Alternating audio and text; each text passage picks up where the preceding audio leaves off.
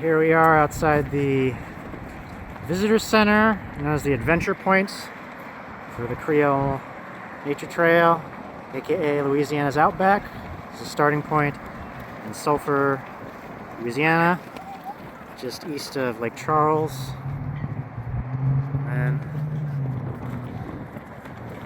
so, honey, you want to go on the gumbo boat? It's over here. This is the starting point, or the adventure point, kickoff of the Creole Nature Trail. Cool little visitor center, an introduction to culture of the area.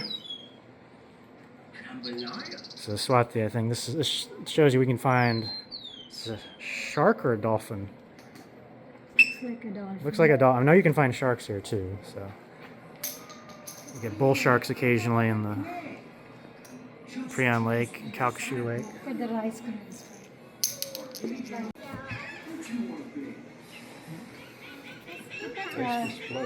Yeah. Yeah, look at making of boudin. Yeah. Sausage. Rice Staple and this meat. area. Boudin sausage, rice and meat here. Yeah. Rice, primarily pork meats, I think spices. I know a lot of places have pork liver or some kind of liver in it too, mixed in.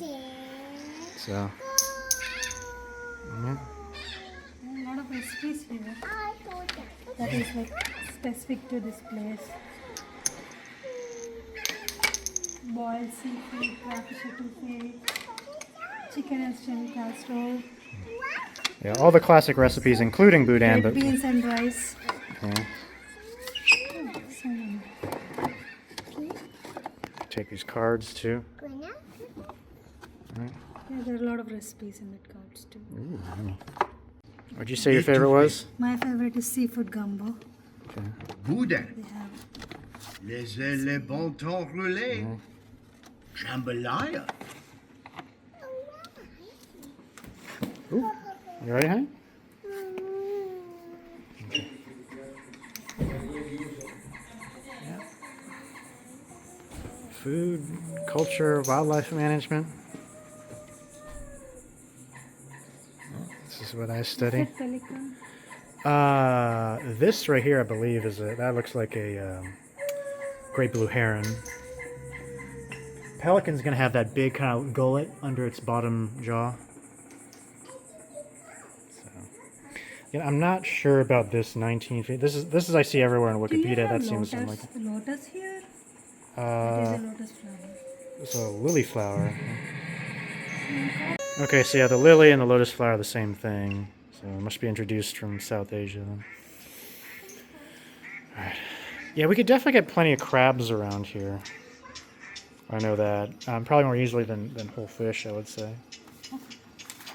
So we're just leaving the Intercoastal Park, where there's a playground, a place where you can observe barges carrying cargo up and downstream the Calcasieu River, Lake Calcasieu Lake. Now we're heading to Blue Goose Walking Trail, which has an observation tower. And then after that, we may go to Sabine National Wildlife Refuge, depending on time allows. Look over here to the right, there's a lot of wetlands, probably mostly fresh water, there's some brackish water. They're at a low point though, because we're in the middle of the winter. It's the dry season, so there's low water advisories for most of this parish. So if you look around, on the other side too, and you look at the map here,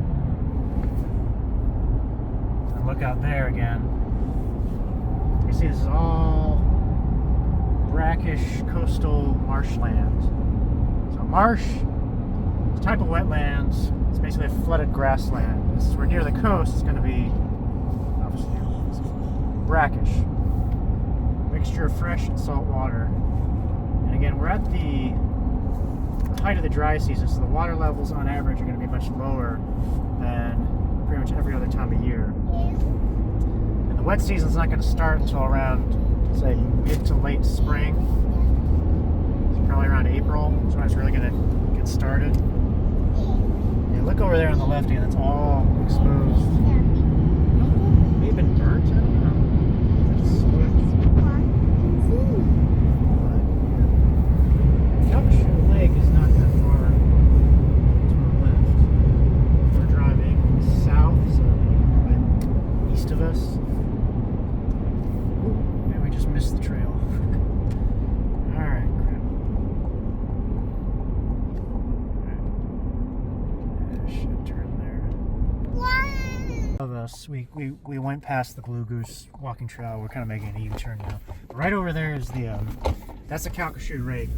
Calcasieu Lake, which is part of the Calcasieu River. Sorry. That's also continuous with Prien Lake and the actual feature Lake Charles, around the town of Lake Charles, just north of here. So we're heading up north for a few minutes to go to the Blue Goose Trail. That is to our right now, to the east of us, Calcasieu Lake. Again, continuous with Calcasieu River.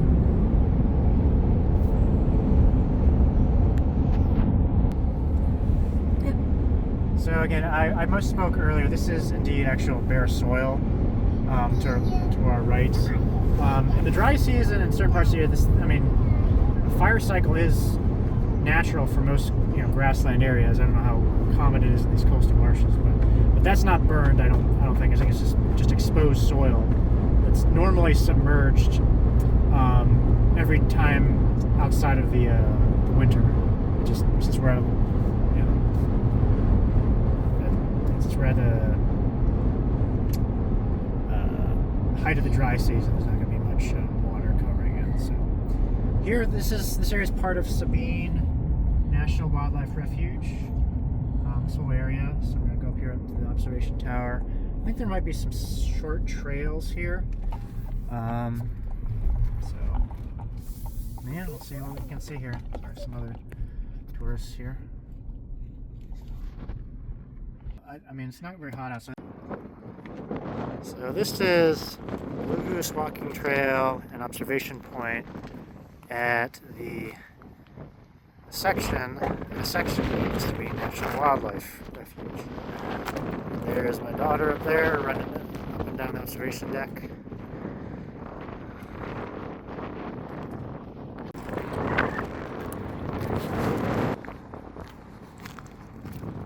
Heading up the walkway now, observation tower.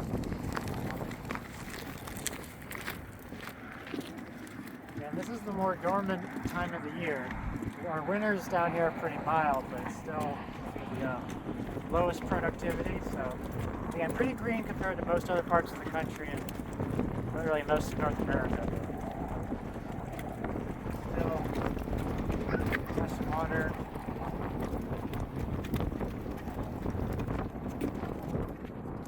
Less greenery.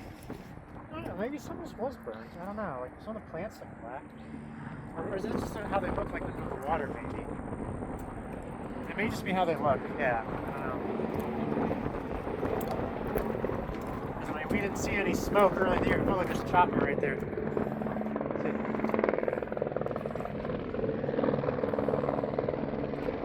I don't know if that's. I don't know if that's related to the feds, or maybe it's the, I don't know, Louisiana Department of Fisheries. Sabine National Wildlife Refuge is a federal property, so.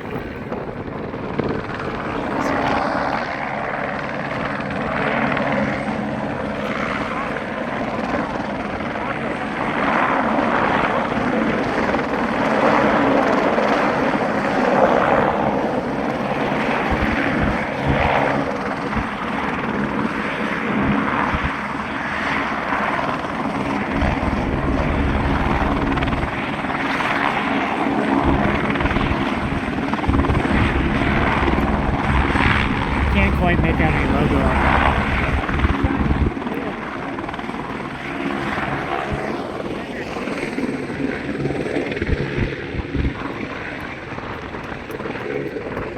Now what a lot of people use for like wildlife observations and counting alligator nests are things like those, like helicopters. They use helicopters. They can also use airboats, which use fans to glide over the water.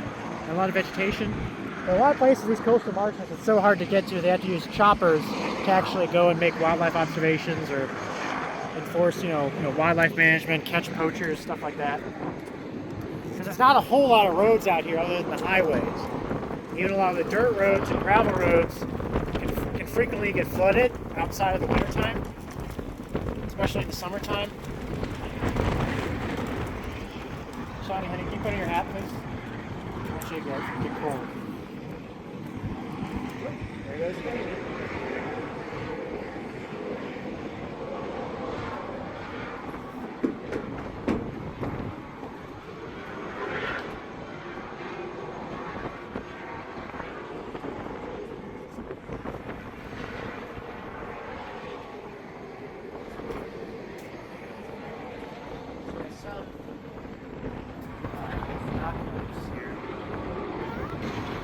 I'm just looking at the landscape here. I don't know if you can't really focus too much.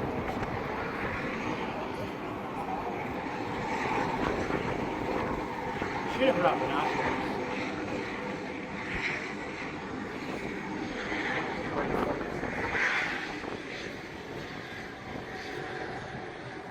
Just looking at Calcasieu Lake, I guess. It's pretty visual. Get on my side.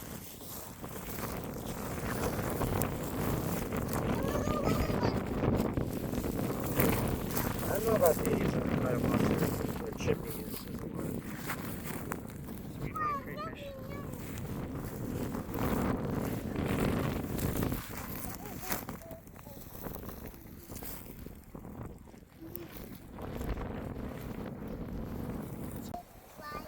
I'm trying to balance.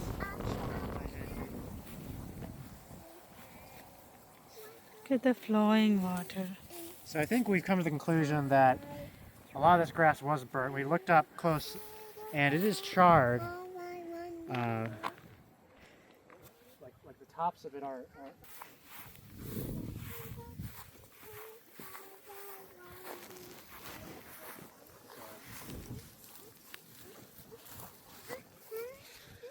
Yeah, the bottom is muddy, but the top is definitely burned. So, yeah, that's definitely fire. Parts of it. It's likely. Well, before the European colonization, in most grassland areas, the Native Americans would purposely burn areas, to try, because fire is healthy and natural for grasslands. It's harmful for forests, but in modern times, plenty of wildlife managers purposely light grasslands on fire to kind of replenish the ecosystem as a nice little ecological reset. So that's probably what happened here, given that this is a national wildlife refuge.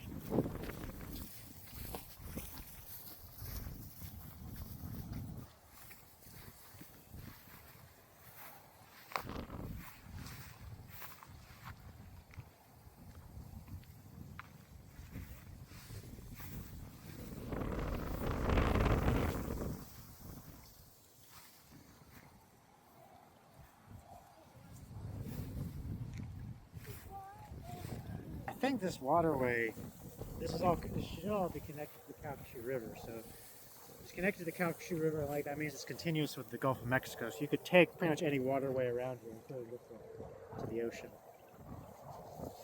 You could have all sorts of, not just freshwater fish. You could have some marine fish, marine shellfish. Probably get some bull sharks, right? That are early in this term is. They can live both fresh and salt water. Ooh, what are you doing that, honey? A lot of fish. All you need to do is go online or go to like a local Walmart, a lot of local stores, just get a fishing license. I just think if you're 18 or older, you need to have a fishing license. But if you have a fishing license, you can bring kids that are under 18. They can fish with you.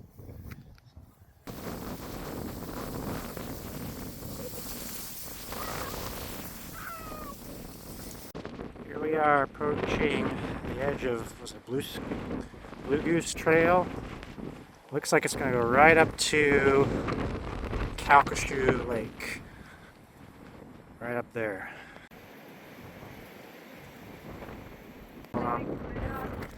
Yeah. We're at the edge of Calcasieu Lake.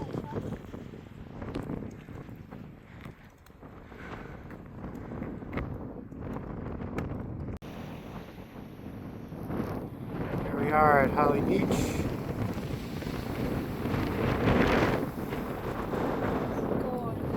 Cold and windy, huh? Beach houses. There's the Gulf of Mexico.